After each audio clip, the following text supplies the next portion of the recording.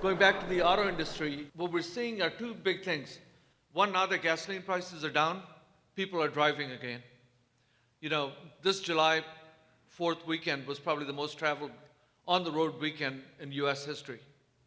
And a lot of the Washington Post, New York Times readers were being convinced that Americans didn't want to drive anymore.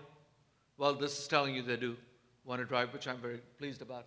The second part of it is that this market is evolving in a very interesting way, that the young and the really old are buying cars in a greater proportion than the middle, which again is a reversal of history.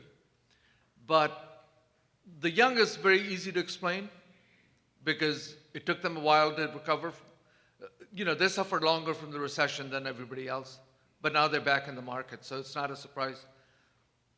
The older people, it's really interesting because Americans are living longer, living healthier lives, remaining active, and so they're continuing to buy cars. When they're typically, you'd buy your retirement car, and that was the last big car you purchased, and after that, it was, keep this, you didn't drive it very much. Well, that's no longer true. Older people are driving a lot more, and they're buying cars. And that's where the exciting change in the industry is coming, which is all the new technologies that are coming in. It's sexy to talk about autonomous cars, a dog driving a car around.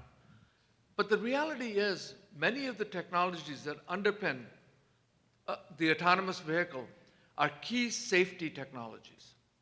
So front collision avoidance, lane departure warnings, sensing that there's a car next to you, rear cameras. All of these changes will make cars a lot safer, and they will make it a lot safer for older people to drive.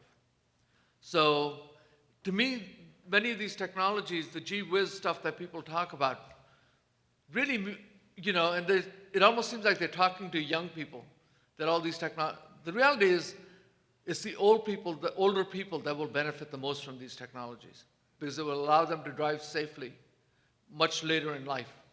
So since I'm getting into that crowd, I'm quite excited about this technology coming in. So the bottom line is that the US is an island of stability, really, in a very uncertain world. And I could add Mexico and Canada to that. The whole North American economies are doing very well. They're stable, they're growing slowly, but they're growing, and I don't see any sign that they're about to turn down. I think oil and gasoline prices will remain low. That will continue to support auto sales and, give consumers more spending money on, they don't spend everything on autos or gas. The money's saved to spend on other things, so it'll benefit the overall economy.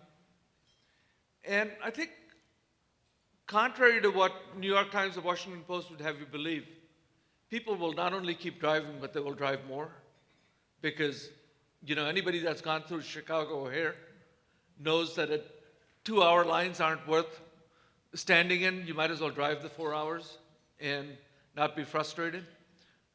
We made airports such a frustrating experience that more and more people will, the shorter distances, 4 or 5 miles, they will be driving. So in aggregate, I think I'm very, very happy with where the economy is. The sun's still shining.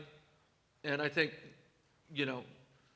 we're fortunate that we are in the States, not in some of the other countries like Brazil or Russia that are just going downhill fast.